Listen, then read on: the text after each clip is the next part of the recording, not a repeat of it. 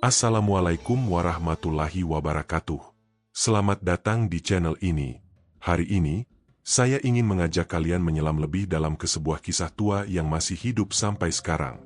Sebuah pesan yang konon, dititipkan oleh Eyang Semar, sang pamomong agung, kepada penjaga alam yang berdiri megah di tanah Jawa. Gunung Semeru. Cerita ini bukan sekadar mitos. Ini adalah pengingat. Sebuah wejangan tua yang semakin terasa relevansinya di zaman sekarang. Sebelum masuk pada pesannya, kita harus mengenal terlebih dahulu siapa sosok Semar dalam tradisi Jawa. Semar, atau Ki Lurah Semar, adalah sosok yang digambarkan sebagai pamong para ksatria. Walaupun tubuhnya sederhana, wajahnya sering digambarkan lucu, perut buncit, namun jangan tertipu oleh bentuk fisiknya. Dialah simbol kearifan tertinggi, penjaga moral, penjaga keseimbangan, dan penuntun bagi siapa saja yang tersesat dari jalan welas asih. Dalam pewayangan Jawa, Semar memiliki posisi unik. Dia tidak berasal dari dunia para tokoh wayang seperti Arjuna, Bima, ataupun Nakula Sadewa. Dia berasal dari dunia para dewa, namun memilih turun ke bumi, menyamar sebagai rakyat biasa untuk mengawal manusia. Semar seringkali hadir bukan untuk memerintah, tetapi untuk mengingatkan.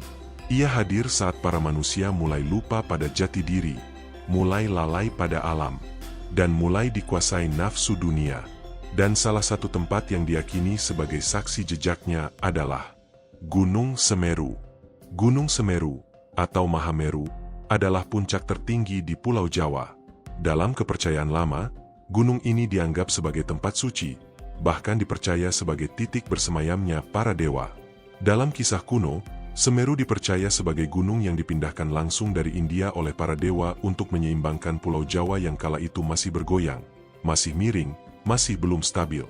Jadi, dari dulu, Semeru bukan sekadar gunung. Ia adalah tulang punggung tanah Jawa, sekaligus simbol keseimbangan.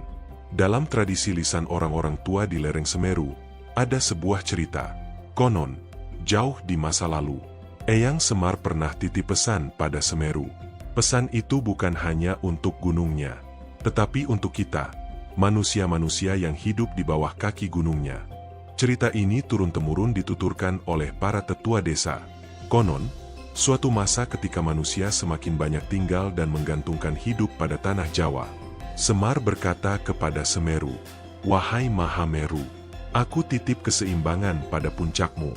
Jika manusia mulai lupa, ingatkan mereka dengan caramu."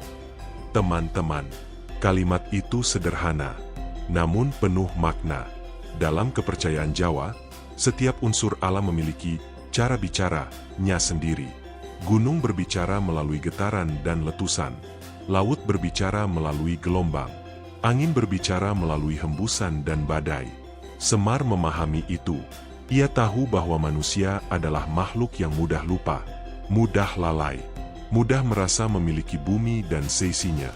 Maka ia titip pesan pada Semeru, agar gunung itu menjadi pengingat, menegur jika keseimbangan mulai terganggu. Teman-teman, dalam beberapa dekade terakhir, kita melihat sendiri bagaimana Semeru beberapa kali bicara. Semburan abu vulkanik yang datang tiba-tiba, awan panas guguran, letusan kecil maupun besar, banyak yang takut, dan itu wajar. Tapi dalam cerita para tetua, letusan gunung bukan semata-mata murka, namun sebuah pesan. Mereka mengatakan, gunung itu bukan marah, gunung itu sedang bicara. Bicara apa? Bicara bahwa alam ini sudah terlalu sering diperlakukan tanpa hormat. Hutan-hutan di lerengnya ditebangi, tanahnya dikeruk, sungainya dikotori, dan manusia semakin jauh dari rasa syukur dan empati pada alam. Maka Semeru pun menyampaikan pesan Semar itu, tidak dengan kata-kata, tetapi dengan tanda-tanda. Para sesepuh desa sering berkata, gunung itu seperti orang tua. Ia tidak pernah memukul duluan. Ia menyindir dulu, memberi tanda. Dan jika kita tetap tak mendengar, barulah ia mengetuk lebih keras. Jika kita renungkan, pesan Semar pada Semeru mengandung 3 makna utama. Pertama, pengingat tentang kesadaran diri, bahwa manusia harus tahu batas, bahwa bumi bukan untuk dieksploitasi tanpa kendali. Kedua, pengingat tentang harmoni, bahwa kehidupan itu butuh keseimbangan, antara mengambil dan memberi, antara menggunakan dan merawat, antara membangun dan menjaga. Ketiga, pengingat tentang kerendahan hati. Tidak peduli seberapa maju teknologi, seberapa canggih peradaban, ketika alam bergetar sedikit saja, kita tersadarkan betapa kecilnya kita. Semar ingin manusia selalu ingat bahwa kekuatan sejati bukan dari kesombongan, melainkan dari kebijaksanaan. Teman-teman, hari ini kita hidup di zaman modern. Banyak dari kita yang sudah tidak lagi akrab dengan cerita-cerita kuno, tapi nilai-nilainya tidak pernah benar-benar hilang. Lihat sekitar kita, cuaca makin tak menentu, banjir di mana-mana, gunung-gunung aktif semakin sering memberi tanda. Ini semua seperti pengingat bahwa pesan Semar pada Semeru itu masih hidup, masih berfungsi, dan masih menunggu kita untuk menyadarinya. Teman-teman semua, cerita ini bukan untuk menakut-nakuti, bukan untuk membuat kita khawatir. Cerita ini adalah cermin.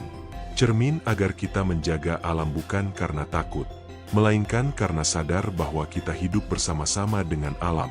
Alam bukan musuh. Alam adalah kawan, rumah, dan guru yang sabar. Semar menitip pesan pada Semeru, agar Semeru menjaga kita. Namun tugas menjaga alam tetap ada di tangan kita sendiri. Terima kasih sudah mendengarkan cerita ini sampai akhir. Jika kalian suka dengan cerita-cerita budaya, mitologi, dan filosofi seperti ini, jangan lupa like, komen, dan subscribe, agar kita bisa terus berbagi kisah penuh makna lainnya. Sampai bertemu di video berikutnya. Wassalamualaikum warahmatullahi wabarakatuh.